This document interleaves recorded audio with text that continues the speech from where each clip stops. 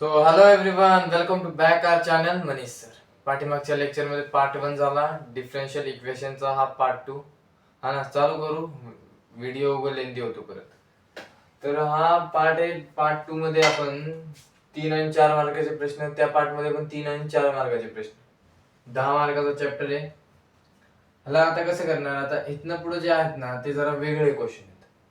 आणि याला डिफरन्शियल मध्ये, कॅल्क्युलस मध्ये प्रॉब्लेम तुम्ही कसंही काय करा, मार्क्स देतात. ते आउट ऑफ नाही देणार. 3 मार्काचे 2 मार्क देतील, दीड अर्धा मार्क, हाफ मार्किंग नसतेच. आता याला काय आहे बघा, अशा क्वेश्चनला सॉल्व्ह करायला कसं आहे, लिनियर डिफरन्शियल इक्वेशन म्हणतात. लिनियर डिफरन्शियल इक्वेशन म्हणजे काय, आता अशा क्वेश्चनला आपण असं नाही करू शकत ना, dy/dx कुठं नाही, इथं x इथं नाही, ह्याला इकडं करू शकत नाही. मग हे सॉल्व्ह करायला हे जरा मदत करतं. कोणतं लिनियर डिफरन्शियल इक्वेशन, ते काय असतं sir, y plus p dy by dx plus py is equal to q. ही पहिली स्टेप असते. ह्याच्यात 3 स्टेप करावं लागतात. ही पहिली स्टेप झाली. पहिली स्टेप म्हणजे क्वेश्चनच असतो आपला, हे आहे ना, dy by dx plus py म्हणजे y is equal to q म्हणजे tan x. दुसरी स्टेप काय असते, इंटिग्रेटिंग फॅक्टर काढावा लागतो. इंटिग्रेटिंग फॅक्टर कसं काढतात, आता हे इंटिग्रेटिंग फॅक्टर काय असतं म्हणजे लिनियर डिफरन्शियल इक्वेशन. लिनियर साठी ह्याचं काढणार कसं ना डिफरन्शियल इक्वेशन, म्हणून ह्याचा इंटिग्रेटिंग फॅक्टरचा वापर करून हे काढलं जातं. इंटिग्रेटिंग फॅक्टर काय असतो, e⁻p⁵dx. आणि तिसरी स्टेप असते y integrating factor is equal to integration q integrating factor plus c. ही स्टेप आहे. 3 स्टेप मध्ये आन्सर येतं आपलं. आता ह्याच्यावरती हे जाऊ, तुम्हाला हे आपल्या ऍप कळेल आहे ना. आणि जसं हे आहे ना तसं असं पण येऊ शकतं, dx/dy plus px is equal to q. dy/dx म्हणून इथं y आलं, इथं x येतं, इथं x येणार, dx/dy plus px is equal to q. ह्याचं इंटिग्रेटिंग फॅक्टर कसं येतं, e⁻p⁵dy.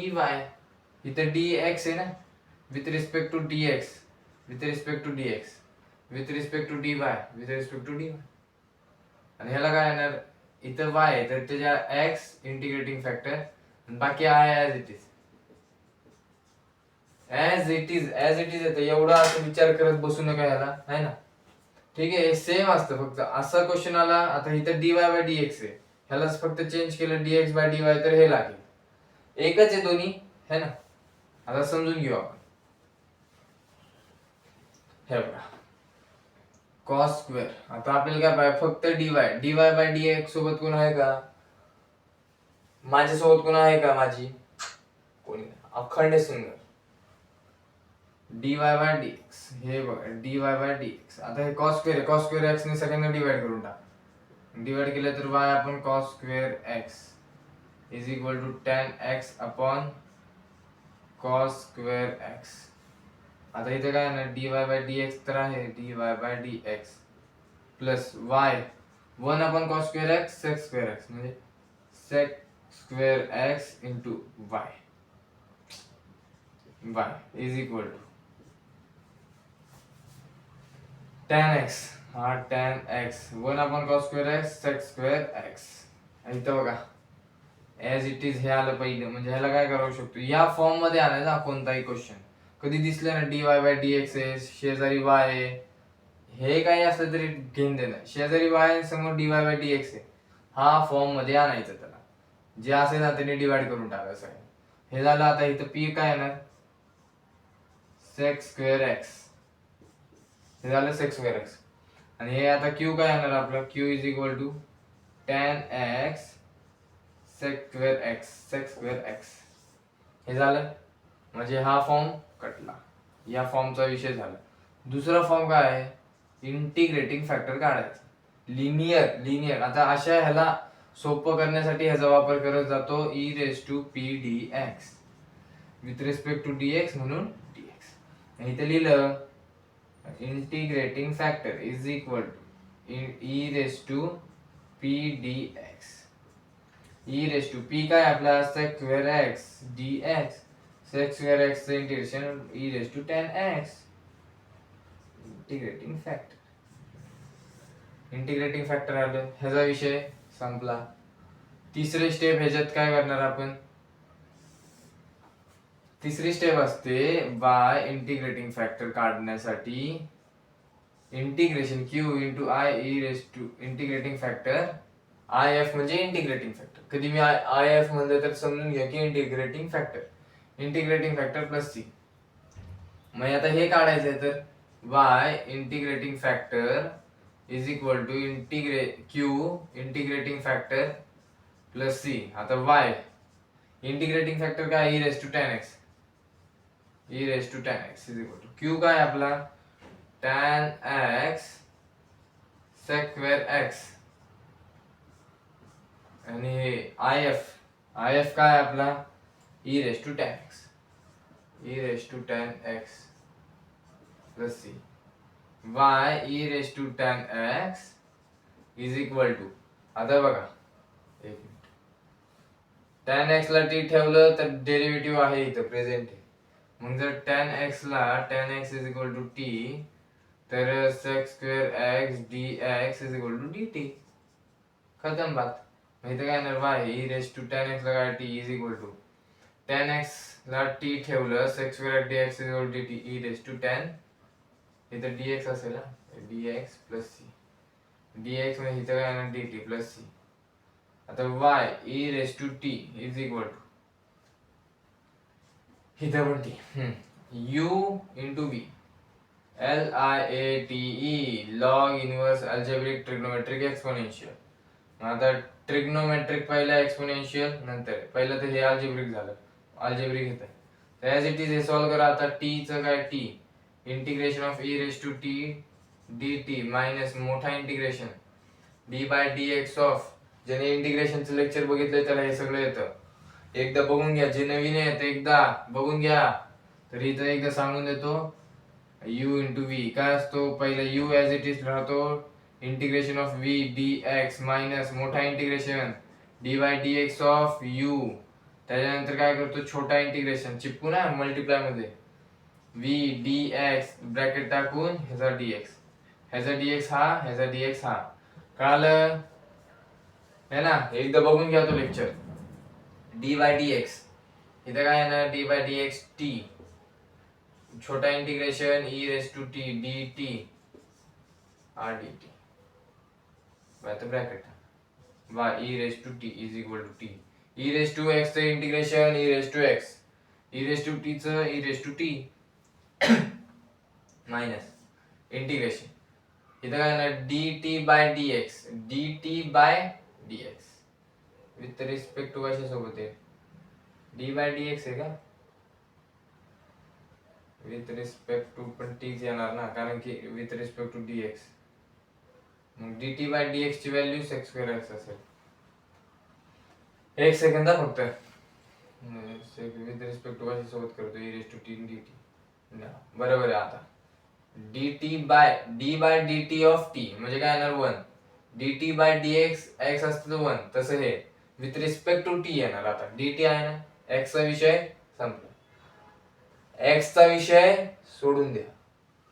1 ह्याचा e raise to t 1 into e raise to t तर e रेस टू t काय राहिलं इथं dt is equal to t e raise to t minus integration of e raise to t तर e raise to t common आला तर t minus 1 plus c. आता t ची value काय आपली tan x, मग tan x टाका इकडे या, इथं तुम्हाला करून दाखवतो y e raise to tan x is equal to e raise to tan x minus 1 plus c. आला का नाही इझिली. लिनियर डिफरन्शियल इक्वेशन त्याच्यावरून हे इझिली सॉल्व केलं. अजून एक क्वेश्चन घेऊ याच्यावरती नंतर पुढे जाऊ. हा बघा नेक्स्ट क्वेश्चन आहे सॉल्व डिफरन्शियल इक्वेशन आहे पर्टिक्युलर नाहीये linear x plus 2y cube dy by dx equal to y. आता पाठीमागच्या टाइमला आपण कोणतं बघितलं dy by dx plus py is equal to q. हा कोणता आहे dx/dy plus px is equal to Q.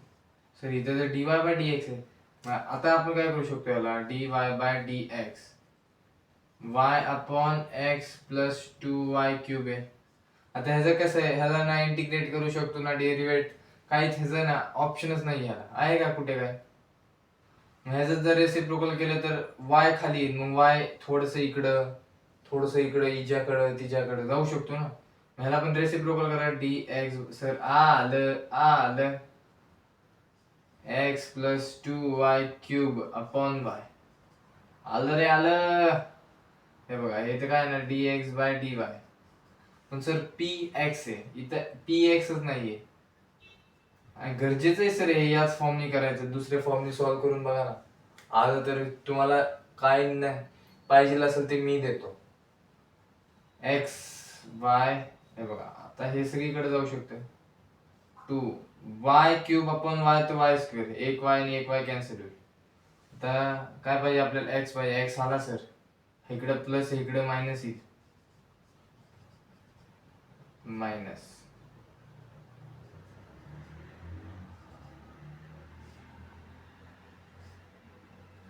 एक काम करायला चला असंच राहू द्या मायनस.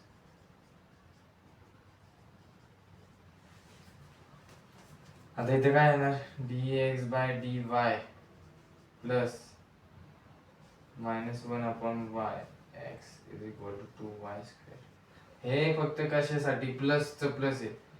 p काय आपला -1 अपॉन y, म्हणून हे असं लिहिलंय. आणि q हाय, मग इथे लिहून घ्या p is equal to -1/y आणि q is equal to 2y square.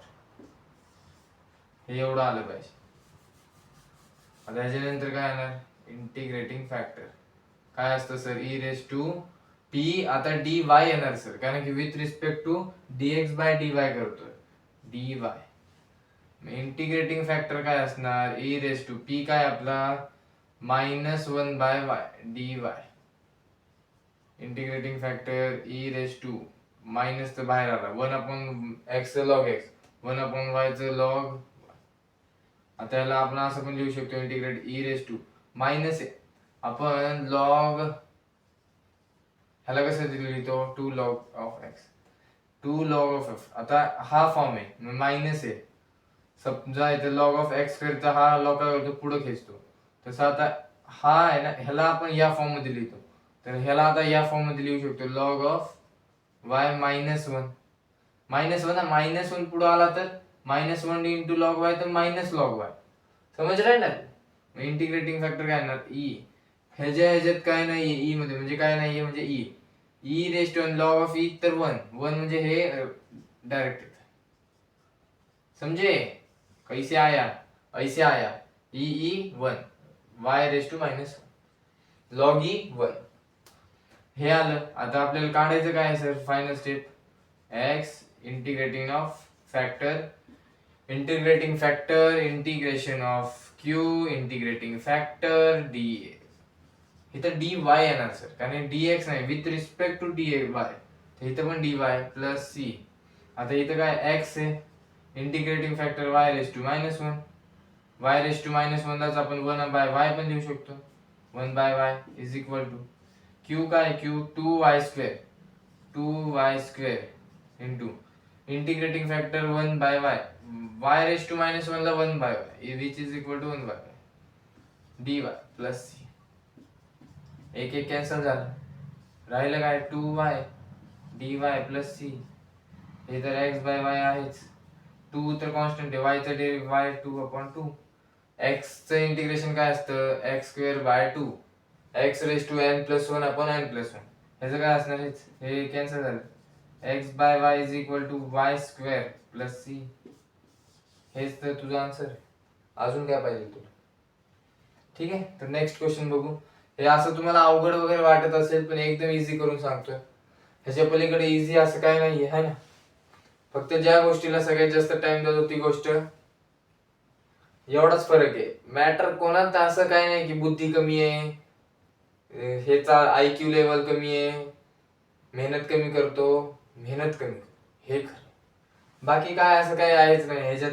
तुम्ही पण तेवढा वेळ द्या जेवढा आम्ही देतो. आमचं हे काम आहे शिकवणं, है ना. आणि हे कुठं जीवनात कामाला येतं, हा प्रॉब्लेम आहे, हा त्याचा सोल्युशन आहे. रिलेशन, आता हे तुम्हाला रिलेशनशिप मध्ये काहीतरी प्रॉब्लेम आला तर त्याचं सोल्युशन, फक्त ते सोल्युशन मध्ये इंटरेस्ट येतो, या सोल्युशन मध्ये इंटरेस्ट येत नाही. हाच एक फरक आहे ना. क्वेश्चन सॉल्व डिफरन्शियल इक्वेशन या कन्सेप्टचा हा लास्ट क्वेश्चन असेल. हे बघा, आता मुद्दा म्हणून बोर्डवाले काय करतात, छोटे छोटे, हे PYQ नाहीये पण बोर्डवाल्यांचं काय, छोटं छोटं. हे छोटं असेल तरी याचं सोल्युशन 2 पानाचं आहे. हे छोटं देतात असं की लोकांना सुचलं नाही पाहिजे त्या बोर्ड एक्झाम मध्ये. 3 तासात काय सुचणार, याला बघून काय आठवतं तुम्हाला बोर्ड मध्ये? काहीच नाही आठवणार. मी सांगतो, मी जेव्हा पेपर द्यायला बसलो ना, सगळा पेपर लिहिला एकदम, पर 10 सप्लिमेंट भरून लिहिल्या. 10 सप्लिमेंट, ती जी शीट आहे ना ती वेगळी आणि 10 सप्लिमेंट वेगळ्या, एवढं भरून लिहिता, नुसतं लिहितोय. मला काय सुचतच नव्हतं. एकच होतं डोक्यात, लिहायचंय. लिहितोय. ते मॅडम होते ते बोर्डवाले, ते चांगले निघाले काय माहिती, त्यांनी सगळ्या सप्लिमेंट बांधून दिले. हात असा थरथर कापायचा, कारण की वर्षभर मेहनत केली होती की आई 100 पैकी 100 जायचंय, पण झालं नाही म्हणा. ठीक आहे. तर हे बघा, आता मुद्दामून छोटं देतात ते. आता एक क्वेश्चन होता ज्याला दिला dy/dx plus is equal to sec square x plus y, हे दिलंय, आहे ना. तर असं नाही, ह्याच्यात लगभग काहीतरी असेल. असे क्वेश्चन देतात एकदम, ते मुद्दामून छोटे याच्यासाठी की कळालंच नाही पाहिजे. ह्याला बघून काय कळतंय, काहीच नाही. dy/dx ह्याला बघून एवढं कळतं की हे फक्त ऍज इट इज असं खाली जाईल. ह्याच्या नंतरची काय स्टेप आहे ते नाही माहिती, तीच आपल्याला माहिती पाहिजे. ह्याला काय करू शकतो, ह्याचं जर रेसिप्रोकल घेतलं तर, हा सर आता काहीतरी दिसतंय मला. dx/dy plus px is equal to q. आता प्रत्येक ठिकाणी ही टर्म लागू नाही होत, म्हणून कोणीतरी ही टर्म बनवली, रामानुजन, है ना. बनवली असेल रामानुजननी, कन्फर्म नाहीये. dx/dy is equal to x plus, आता dy/dx/dy आहे, हे मायनस एक्स इकडे आला, इज इक्वल टू वाय. आता इथे काय नाही, म्हणजे dx/dy plus -1 into x is equal to y. P काय इथं -1 ऍज इट इज. हे काय मी एकदम कॅज्युअली घेतो, y q is equal to y. ह्याच्यात काय, ह्याचा संबंध झालं, संपलाय. दुसरा संबंध इंटिग्रेटिंग फॅक्टर. इंटिग्रेटिंग फॅक्टर काय असतं sir, e⁻∫ of p dy. Sir y का, कारण dx आहे ना, विथ रिस्पेक्ट टू dx आहे. मग ह्याचं काय येणार, विथ रिस्पेक्ट टू dy, म्हणून इथं काय आलं dy. e⁻p काय आपला -1 dy.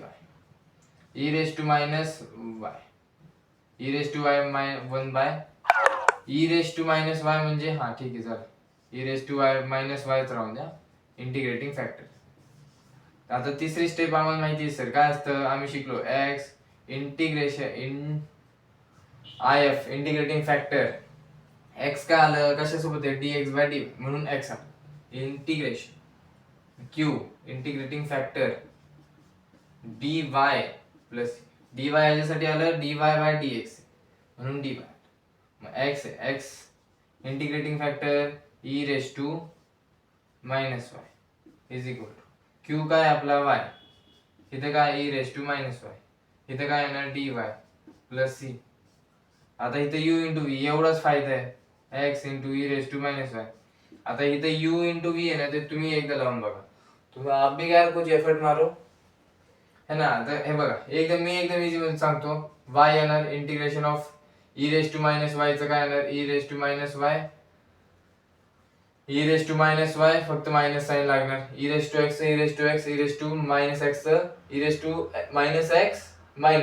तसंही मायनस, हे मायनस येणार, dy/dx ऑफ y तर 1 येणार, इंटू e⁻⁻y चं परत तेच येणार, हे मायनस हेच येणार यार.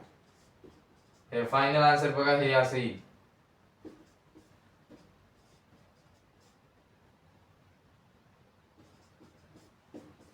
असं समथिंग काहीतरी आन्सर येईल, हे प्लस होईल, असं समथिंग या टाइप मध्ये आन्सर येईल काहीतरी. तुम्ही एकदा नीट सॉल्व्ह करून बघा, आहे ना. मी तर केला असंच आता टाइम, एकदम प्रॉपर यू इंटू व्ही. ज्यांनी केलंय त्याला येतं 100%. ज्यांनी डेरिव्हेटिव्हचा चॅप्टर बघितलाय ना. ठीक आहे, तर आपण आता नेक्स्ट क्वेश्चन 3 ते 4 वर्ड प्रॉब्लेम घेईल, त्यानंतर लेक्चर एंड होईल. पण 3-4 वर्ड प्रॉब्लेम मध्ये एक 4 मार्कला पडला फिक्स. ह्याच्यात काही नवीन हे नाही, फक्त तुम्हाला काय करायचं हे 3 आता न्यूमेरिकल ऍप्लिकेशन आहे डिफरन्शियल इक्वेशनचे. मग ते काय एक 5 असतात सरफेस आणि हाफ लाईफ, ते जाऊन दे, ते येणार. पॉप्युलेशन ग्रोथ, आता पॉप्युलेशन ग्रोथ काय असतं, log p is equal to k t plus c. हा इक्वेशन लक्षात ठेवा. इक्वेशन आता कसं आलं काय आलं ते विचारणार नाही तुम्हाला. विचारणार काय पॉप्युलेशन ग्रोथ, हा शब्द आला की हे वापरायचं है ना. न्यूमेरिकल मी ह्याच्यावरती म्हणून रेडिओ पॉप्युलेशन ग्रोथ म्हणजे काय, कुठं पॉप्युलेशन वाढतंय कुठं कमी आहे. जसं इंडिया 140 करोड आहे म्हणलं जातं. मग इंडियामध्ये कोणत्या पॉप्युलेशन मध्ये सगळ्यात जास्त आहे, मुंबईमध्ये सगळ्यात जास्त आहे का पुण्यामध्ये, असं. रेडिओ ऍक्टिव्हिटी म्हणजे काय, जसं पोलिनियम एसीच्या आहे ना, लॅन्थेनाइट सिरीज, पोलिनियम हे सगळ्यात हाय रेडिओ ऍक्टिव्ह आहे. तसं त्याचा x is equal to x not e raise to minus t. X not म्हणजे रूम टेम्परेचर असेल, जसं 25 तिथे दिलं असतं 25 किंवा 35. न्यूटन लॉ ऑफ कुलिंग काय, कोणतं ऑब्जेक्ट गरम आहे ते किती लवकर थंड होतोय, त्याचं टायमिंग काढायला लावतील. त्याचं temperature d theta by d t म्हणजे टेम्परेचर इज डायरेक्ट. आता ह्याचं कसं असतं, d theta by d t is equal to minus के.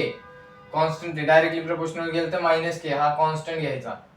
आणि ह्याचं d theta by d t ह्याचं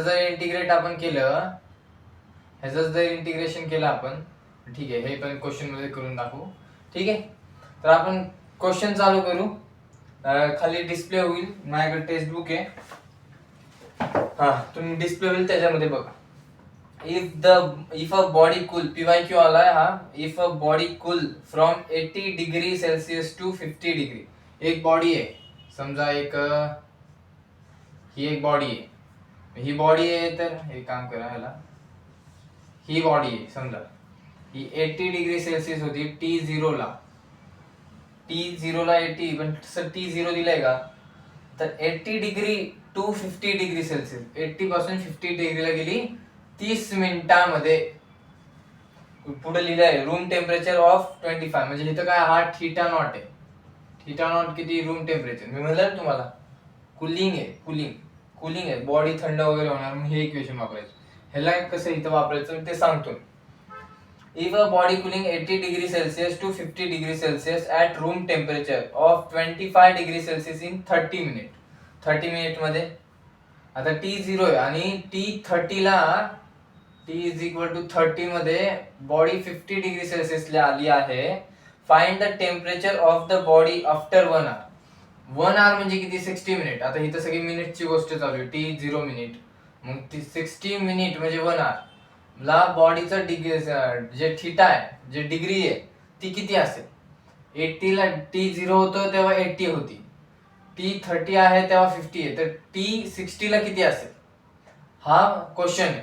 ह्याला कसं करणार, हे बघ, हा इक्वेशन न्यूटन कुलिंग असल्या, कुलिंग हा शब्द आला की हे वापरायचं, रेडिओ ऍक्टिव्ह आला की हे वापरायचं, पॉप्युलेशन ग्रोथ आली की हे वापरायचं.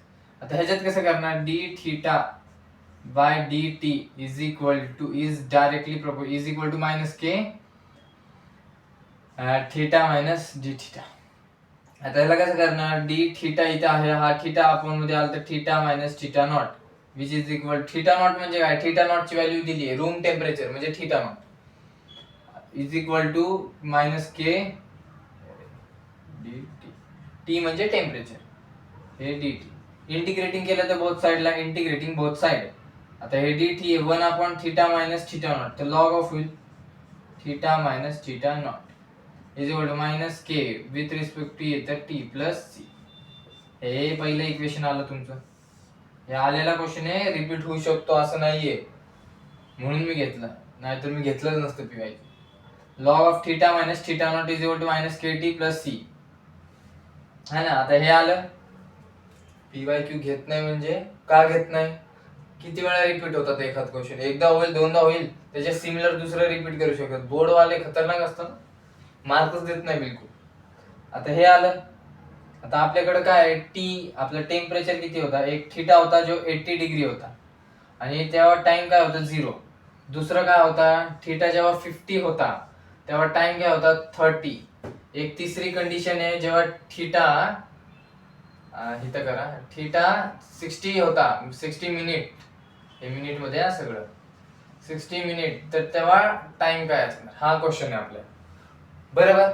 आता इथनं थीटा 80 आहे, थीटा 80 आहे तर लॉग ऑफ 80 मायनस 25, 80 मायनस 25 हाय काय 25, तर 80 minus 25 which is equal to minus k, t temperature काय आपलं 0 प्लस सी, तर हे काय येणार c is equal to log of 55, log of 55, 80 minus 25 which is equal to 55. C ची व्हॅल्यू आली. आता असंच तुम्ही कोणत्याही क्वेश्चन मध्ये केलं ना, सी के हे जी, आता ह्याच्यात कधी सी ची येईल कधी के ची येईल, मग लॉग पी येईल, ह्याच्यात टी ची कधी काढावं लागेल कधी एक्स काढावं लागेल, असं असतं. आता ह्याच्यात थीटा 50, तर हेच इक्वेशन आहे, पहिलं इक्वेशन उचलायचं, लॉग ऑफ थीटा काय 50, दुसरं रूम टेम्परेचर काय 25, हे झालं is equal to minus k, आता इथं टी 30 आहे, हे 30 झालं, प्लस आता इथं सी आहे, सी ची व्हॅल्यू काय लॉग ऑफ 55, लॉग ऑफ 55, आता लॉग ऑफ हे 25 झालं, हे किती मायनस 30 के झालं, प्लस लॉग ऑफ 55, आता हे मायनस 30 के इकडे आलं तर प्लस 30, इथं आलं लॉग 55 आणि हा मायनस लॉग 25. बरोबर. आता इथं येऊन काय झालं log of K 30 K is equal to log of A minus B, काय असतं ए बाय बी, एकदम प्रॉपर्टी बेसिक. मग 30 K is equal to log of 5 5 जा 25, 5 11 जा 11 बाय 5, मग के ची व्हॅल्यू काढायची, तर K is equal to 1 by 30 log of 11 by 5, K ची पण व्हॅल्यू आली. काय ना, कळतंय ना तुम्हाला, एकदम इझी, याच्यात काही अवघड असं नाहीये. आता आपण हे बघ, हे तर जरा थोडं पुसून दाखवतो हे, हा इथं बघ.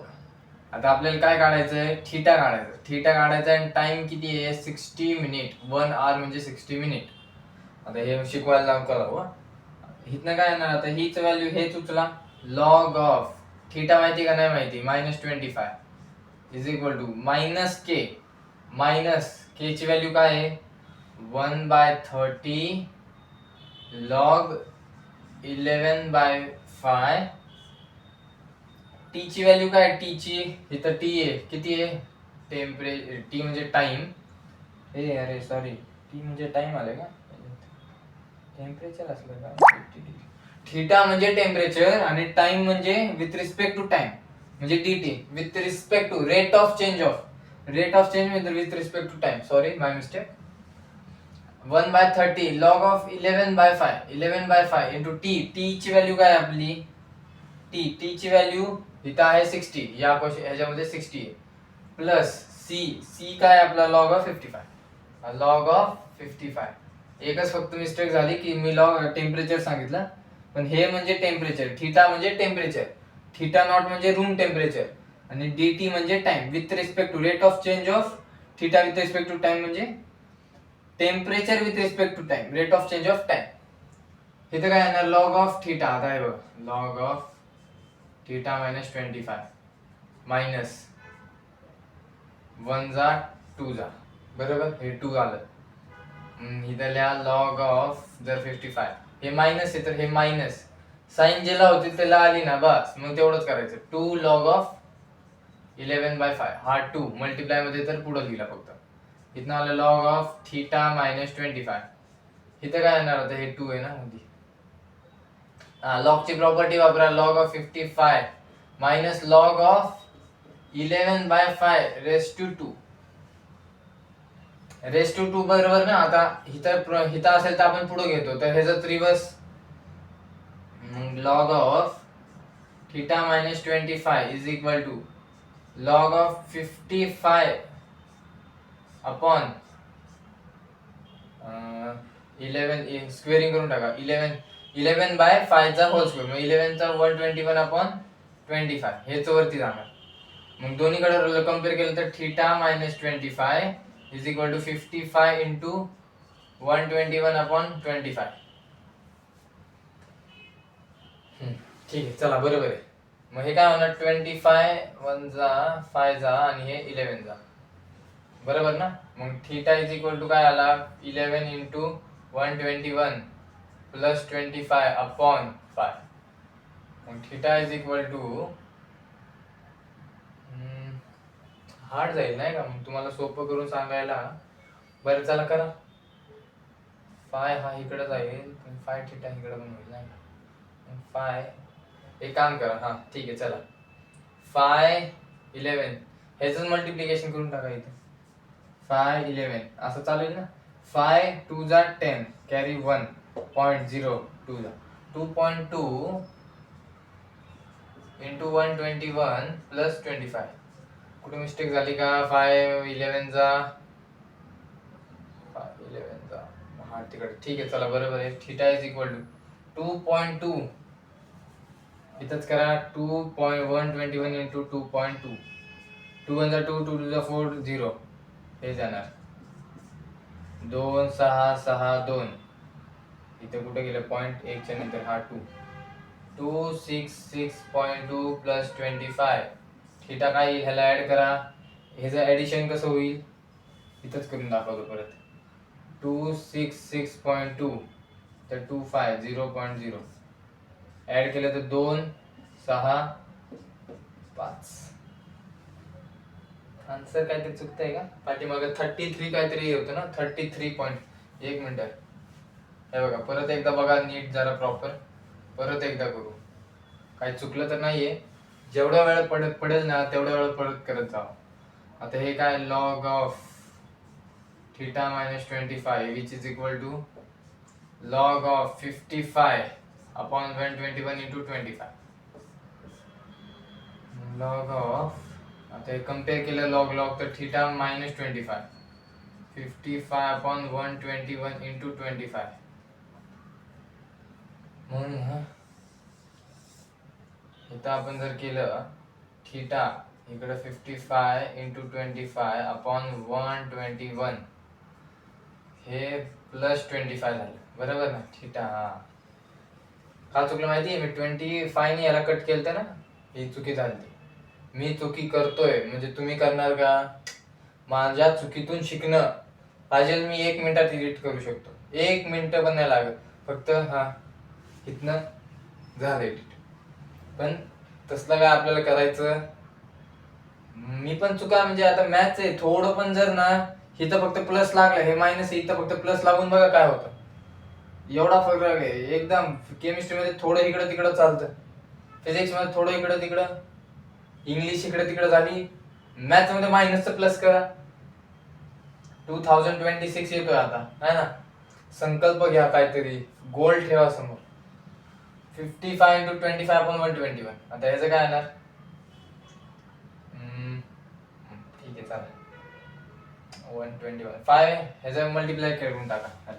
ह्याला मल्टिप्लाय केलं तर काय येईल, 55 25 इंटू 5 5 जा 25 2 कॅरी 5 5 जा 25 27. इथं 0 2 5 जा 10 1 कॅरी 2 5 जा 10 11 5 7 3 1 1 3 7 5 अपॉन 121 प्लस 25. ह्याचं जर आपण करायला गेलो इथंच करा, 121 डिवाइड बाय 1375. हे असं अवघड वाटेल तुम्हाला, किंवा तुम्ही असं करा, ह्याचं आणि ह्याचं मल्टिप्लाय करा, नंतर ह्याला मल्टिप्लाय करून टाका. ह्याचं आणि ह्याचं डिवाइड करा, नंतर मल्टिप्लाय करून टाका. कारण 1375 अवघड वाटतं ना. मग 121 जर आपण, हे मी रफ करून टाकतो आहे ना, क्लिअर एकदम समजून जाईल.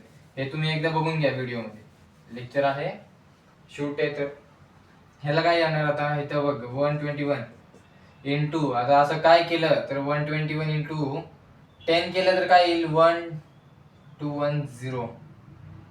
त्याच्या आतमध्ये असेल नाही का. 11 चा करा बरं, 11 चा 1 1 जा 1 1 2 जा 1 1 0 1 2 1 1 3 3 1.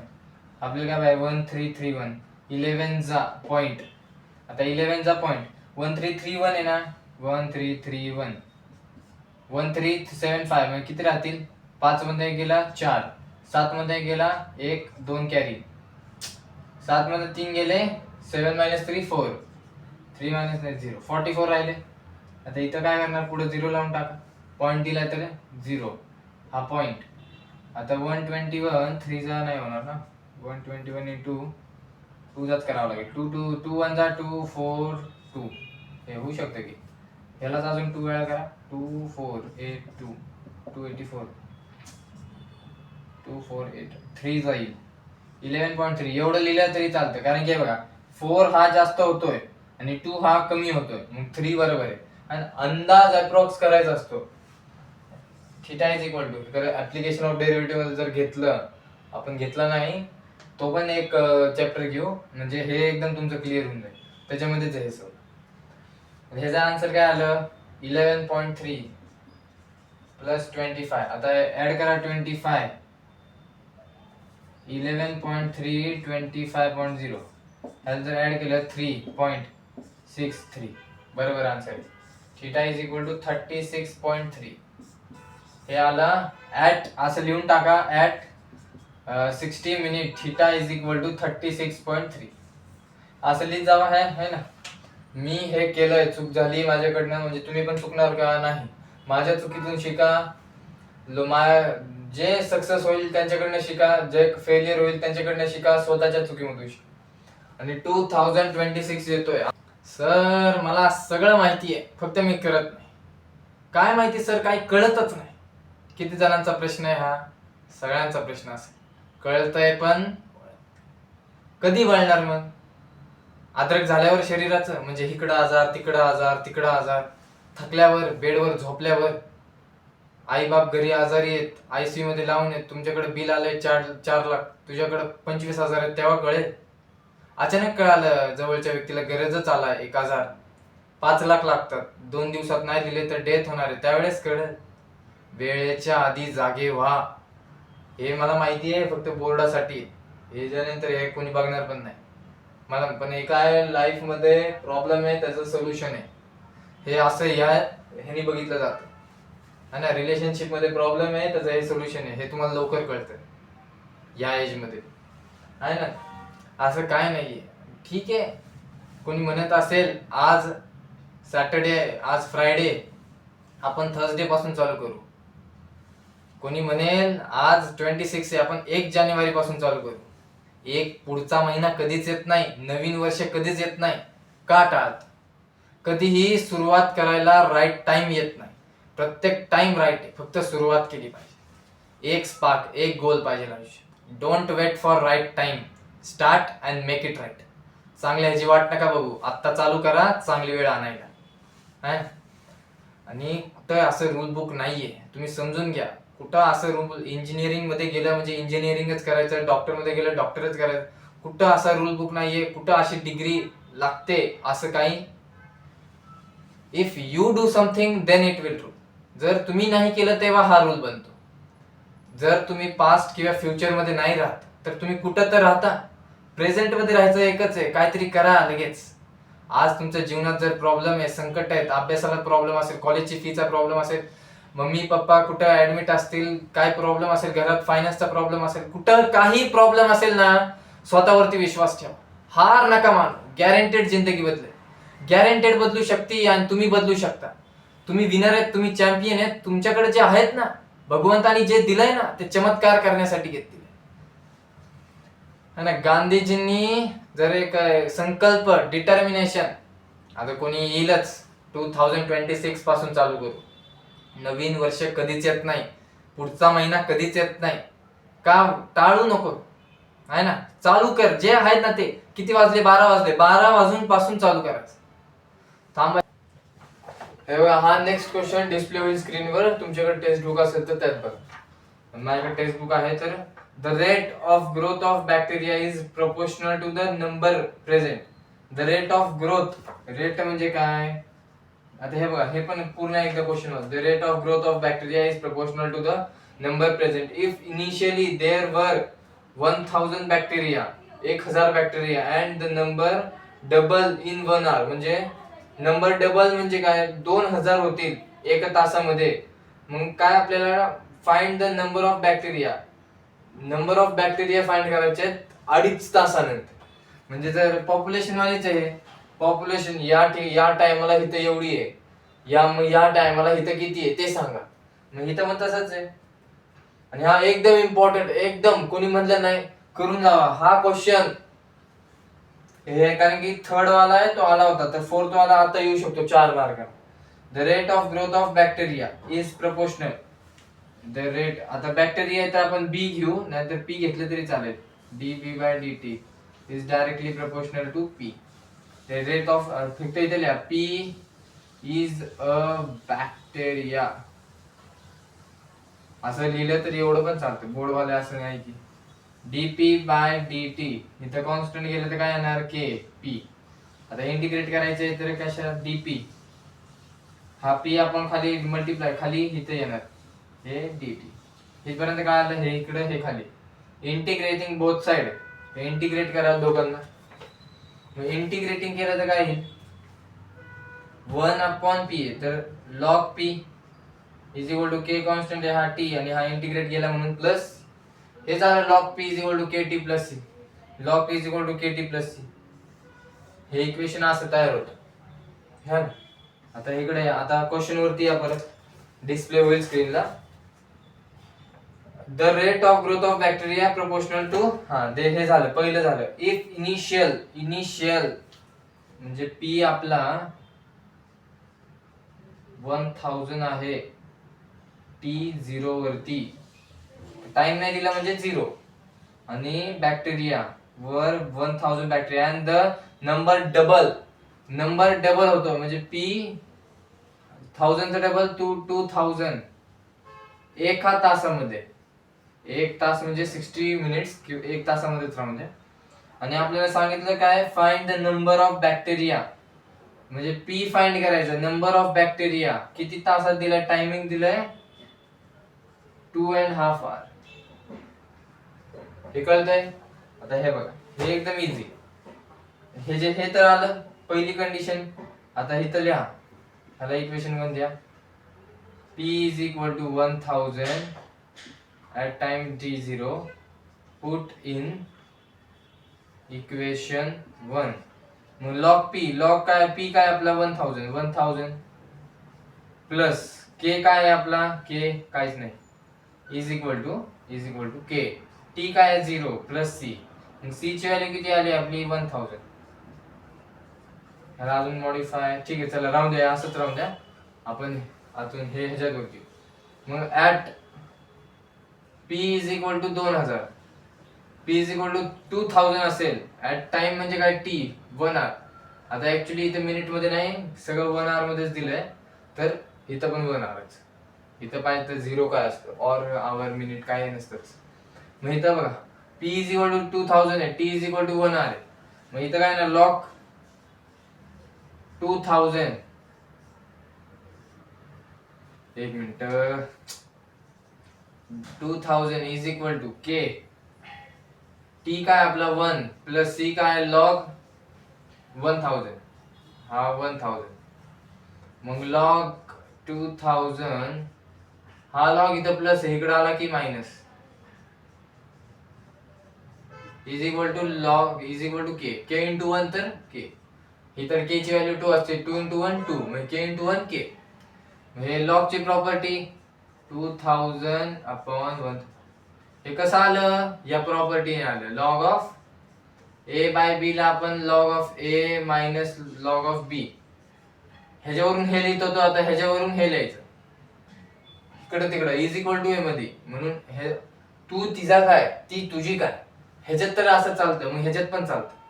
मग इज इक्वल टू k, हे असं नका लिहू, आता हे लिहिता. आणि ते तू माझी ती तिथं असलं पेपर मध्ये काय लिहायचं, सॉरी सर मला काही येतच नाही, मला मार्क्स द्या, मला पास करा. भीक मागायची नसते. इज्जत आणि पैसा कमावला जातो, मागितला नाही जात. 1 हा 2, k ची व्हॅल्यू काय आली 2, k ची व्हॅल्यू काय आली 2. आता आपले फायनल ह्याच्यावरती येऊ. आता p फाइंड करायचं आपल्याला. प्रत्येक क्वेश्चन मध्ये असंच आहे, c काढा, k काढा, नंतर t काढा. t is equal to 2 half. या तिन्ही ह्याच्यावरती प्रश्न येईल आणि हा तर एवढा इम्पॉर्टंट आहे ना, 4 मार्क. आता हे इक्वेशन इथे लिहा. इक्वेशन 1 काय होतं, log of p is equal to k t plus c. Log p माहिती आहे का आपल्याला, तेच फाइंड करायचं. के ची व्हॅल्यू काय आपली लॉग 2. आता 2 आणि हाफ आर म्हणजे 2 plus half which is equal to 2 जा 4, 4 प्लस 1 5, 5/2. मग 5/2 के ची व्हॅल्यू काय आपली, हे त्याचं 5/2 प्लस सी ची व्हॅल्यू काय, लॉग ऑफ 1000. आता जर log of p is equal to हे 5/2 इथं पहिले स्टार्टिंगला लिहिलं, log of 2 plus log of, इथं प्रॉपर्टी लागते लॉगची. लॉग आपल्याला पी ची व्हॅल्यू पाहिजे तर लॉगला काढावं लागेल, एकदम बेसिक नॉलेज. हे 5/2 आहे. आता आपण जर लॉग ऑफ ए बाय बी तर बी लॉग ए लिहितो, अशावरून असं लिहितोय तर हे आता असं आहे, ह्याच्यावरून हे लिहू शकतो. मग ह्याला काय लिहिणार, log of 2 raise to power 5 plus log of 1000.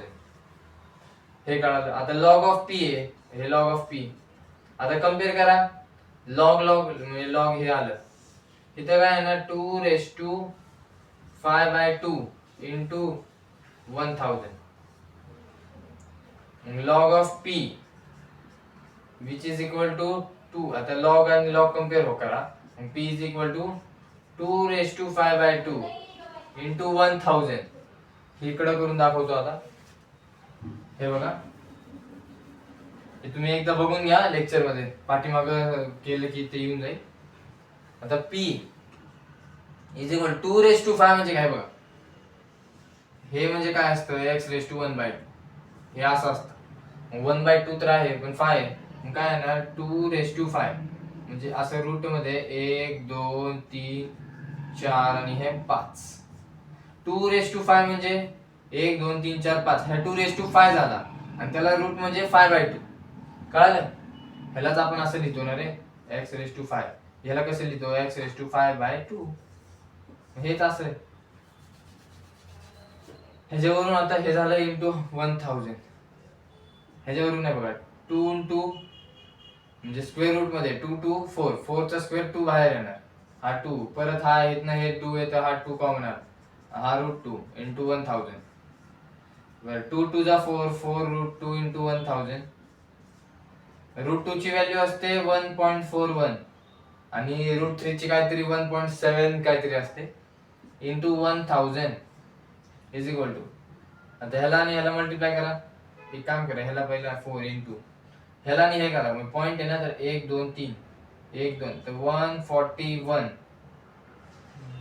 एकदा करा 1.41. आता इथं 3 आहेत ना, मग इथं पण 3 घेतले असते आपण.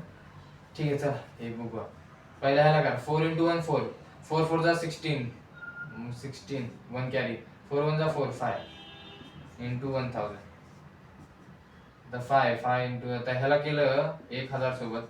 कसं पॉइंट शिफ्टिंग ना कधी कधी चुकते माहिती आहे, माझ्याकडनं तर होतच असं. मग तुम्ही असं मल्टिप्लाय करून बघा, किंवा तुम्हाला येत असेल तर डायरेक्ट 564.0 येईल. 0 4 जा 0 0 0. हे बघा, हे 0 0 आणि हे पण 0, परत एक 0, हा 0 हा 0 हा 0, परत 2 0 हा 0 हा 0 हा 0. असं मनातल्या मनात करत जावा, दाखवायची गरज नसती. 4 6 5 0 0 0 4 6 5 मनातल्या मनात 564 0 0 1 2 2 नंतर पॉइंट 1 2. तेच होतं आन्सर 564. 564.0.00 हे आन्सर तुमचं.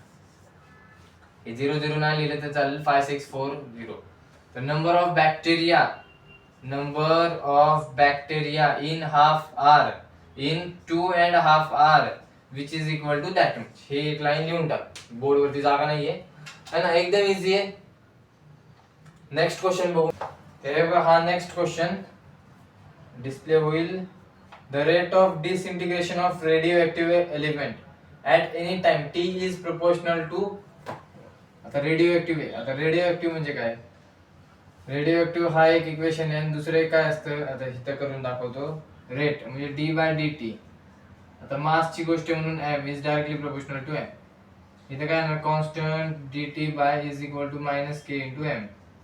बरं एवढं कळालं. मग इथं dm अपॉन m, जिथं dm तिथं m जाणारच, जिथं तू आहे जिथं ती आहे तिथं तू जाणारच. dt इंटिग्रेटिंग केलं तर ह्याला आणि ह्याला प्रत्येक क्वेश्चन मध्ये तेच आहे. इथं काय येणार log of m 1 upon x चा log x 1 अपॉन m चा log m is equal to minus k constant आहे हा t प्लस c. हे एक इक्वेशन आहे. ही मायनस साइनच का आली तर डिक्रीज होतं. हे बघा, the rate of disintegration of a radioactive element at any time t is proportional to its mass at that time. Find the time during which of the original mass, एक मास आहे, एक t0 वरती मास होता आपला 1.5. हे m आहे म्हणून इथे m घेतलं, मास आहे म्हणून m घेतलं, नाही तर x घेतलं तरी चालतं आपल्या हिशोबाने. विल डिसइंटिग्रेट इनटू, कोणत्या टाइम मध्ये ते डिसइंटिग्रेट होईल m जेव्हा 0.5 असेल तेव्हा. 0.5 का. आता याला कसं करणार, हे आपलं आहे तसं सर, याला मला तर माहिती आहे. आता हे बघा, हे log m आहे, log m is equal to minus k t plus c at t is equal to 0 m is equal to 1.5. इथं मी लिहिणार log ऑफ m काय 1.5 is equal to minus k t तर 0 प्लस सी. मग इथं मला C ची value मिळणार. ऍज इट इज, ह्याच्यात काही नवीन नाहीच आहे ना. हे बघा, प्रॅक्टिस हे झालं. आता दुसरं काय, टी आपल्याकडं नाहीये, m काय आहे 0.5. इथं या, इथं लिहिलं log of m is equal to minus k t plus c. T काय आपल्याकडं माहित नाही, पण m काय आहे 0.5, तर log ऑफ 0.5. आता log ऑफ 1.5 म्हणजे 3/2 असतं. 1.5 म्हणजे काय 3.2. हे बघ 2/3 1 जा इथं 2 येणार, इथं 1.05. 1.5 म्हणजे 3/2. एवढं पण लक्षात ठेवा. इथं काय 0.5 म्हणजे हाफ. हे आता हे बेसिक आहे एकदम. log ऑफ m काय 0.5 which is equal minus k, T नाही माहिती, प्लस सी काय log ऑफ 3/2. तर 1.5 लिहा, नंतर 3/2 करू. log ऑफ हाफ म्हणजे हा हाफ, हा इकडे मायनस, याला मायनस म्हणजे हा प्लस, इकडे आलं तर हा मायनस. log ऑफ 1.5 1.5 म्हणजे 3/2. कॅल्क्युलेशन इझी पडतं, दुसरं काही नाही.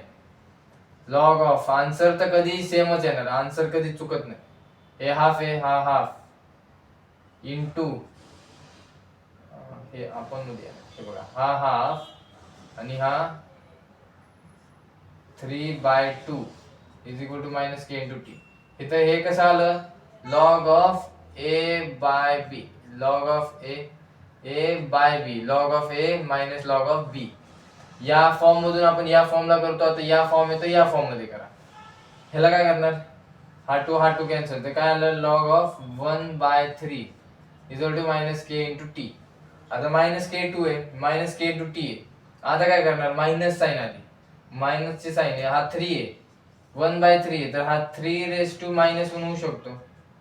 3⁻⁻1 म्हणजे काय 1/3. मग log ची प्रॉपर्टी लावा, हा काय -1 पुढे येणार, log of 3 is equal to minus k into T.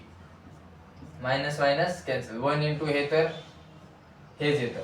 मग log of 3 is equal to k into t. तर टी काय आला आपला 1/k log ऑफ 3. हेच आन्सर आहे. के ची आपल्याला काय व्हॅल्यू माहितीच नाही तर त्याला ऍज इट इज ठेवायचं. ती कशी आहे माहितीच नाही म्हणून ऍज अ फ्रेंड. हे इथं असंच आहे, समजलं? ठीक आहे.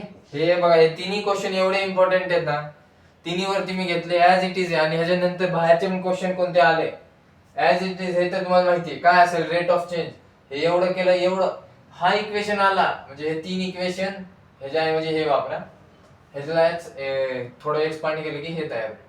फक्त टाइम काय 0 वरती हा आहे, ह्याच्यावरती हे, आणि कशावरती काय तेवढं काढायचं, तर हे असंच काढलं. एकदम इझी, अवघड असं काय नाहीये. आता राहिली गोष्ट 2026 बोर्डाची पण एक्झाम येते, फेब मध्ये असेल. 2026 कोणाचा चालेल अभ्यास करा, असं करू नका. खरं तर सांगायचं तर खरं म्हणतोय, उद्या कधी येत नाही, जे आहे ते आत्ता. उद्या तुम्ही बघा, तुम्ही 1 जानेवारी पासून म्हणताल हे करायचंय, जिमला पण गर्दी 1 ते 15 तारीख पर्यंत सगळ्यात जास्त असते, जानेवारीचा 1 महिना नंतर ते पण. तर उद्या कधी येत नाही, जे आहे ते आता किती वाजले तर 12, 1, 2 काय वाजले असतील, 1, 2, तर तेव्हापासून चालू कर. Start at 5 o'clock start. तुमचा प्रॉब्लेम काय माहितीये का, आता हा घरात फंक्शन आहे, 5 दिवस हे 10 दिवस हे संपेल, ह्याची तयारी करू, मग मम्मीला थोडं इम्प्रेस करायचं तर मम्मी थोडं स्वयंपाकला मदत करू, थोडं झाडू पोछा मारू, थोडं कॉलेज मधलं काम आहे, कॉलेजचं हे असाइनमेंट लिहून टाकू, थोडं ना ह्या मुलीसोबत बोलायची इच्छा आहे, थोडंसं बोलू, आंघोळ करून येऊ, लय दिवस झाले आंघोळ नाही केली, आंघोळ करू, थोडं फ्रेश वाटेल आपल्याला. आता देवाला नाही गेलो लय दिवस, तर देव पूजा वगैरे करून येऊ. हे असं सगळं हे कारण चालूच असतं. त्याच्यात काय, चालू करा, कधी पण चालू करा आहे ना. चालू करणं मोठं आहे. आणि संकल्प घ्या काहीतरी. संकल्प म्हणजे काय असतं माहिती, एक मुलीचं नाव आहे, एक लेडी माहिती आहे, लेडी मॅन काय, अरुणा सरनेम आय थिंक आठवत नाही, अरुणा असं काहीतरी नाव होतं, अरुणा.